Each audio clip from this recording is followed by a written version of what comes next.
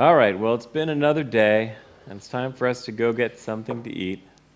So it's once again time to do the really final wrap-up, the one that Cosimo is not here for. So in keeping with the tradition, I am going to tell one more bedtime story from my life. Um, so I hope it puts you to sleep. For those of you in California, it's still relatively early in the day. If you do go to sleep, don't let your boss see you. I thought I'd tell the story of how I ended up writing my book. So the reason why I'm here and I get to lead the team is because I wrote a book called Cocoa Programming for Mac OS X. And it's important to remember that this was in around 2000. So I had been doing the .com thing and doing a lot of web development. And out of the blue, Apple called me. I had quit a few years earlier. And they said, Aaron, we need you to come and teach our programmers Cocoa. So I said, well, what's Cocoa? And they said, it's OpenStep. It's been renamed and touched up a bit. And I said, I'm an expert in Cocoa.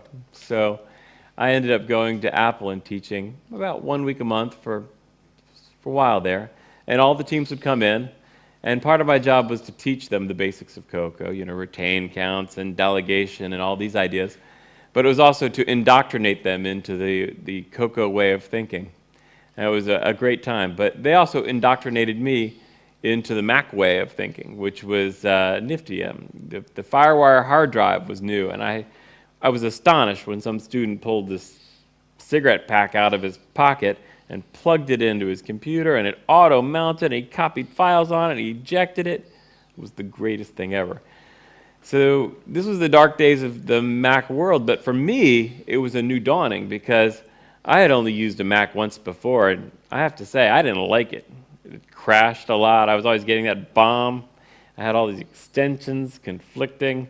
So I was not really excited about the Mac, and with this experience, it made me really excited about it. So I rushed home to my girlfriend at the time, who's now my wife, and I said, I am going to write a book on Cocoa. And she said, what's Cocoa? And I said, it's what you write applications for the Mac with. And she said, is anybody still writing applications for the Mac? And I said, I hope so, because I'm writing a book on how to write applications for the Mac. Mm-hmm. And she thought this was a cute little hobby that I had, that every afternoon I'd go to the coffee shop and I would write and write and write and write. And gradually I got together a whole course and I started teaching it.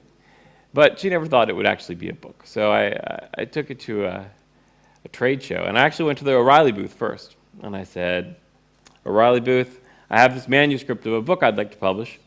And they said, we don't take manuscripts at the booth. And I said, well, I already sent the email to that proposals at O'Reilly.com. And they said, there's no editors here. We're not taking your manuscript. So I said, fine. And I took my manuscript. And as I walked away from their booth, someone who had been browsing sort of came up and grabbed me by the elbow and said, I'm interested in your manuscript. And it turned out that the acquisitions editor from Addison Wesley had staked out the O'Reilly booth looking for people like me.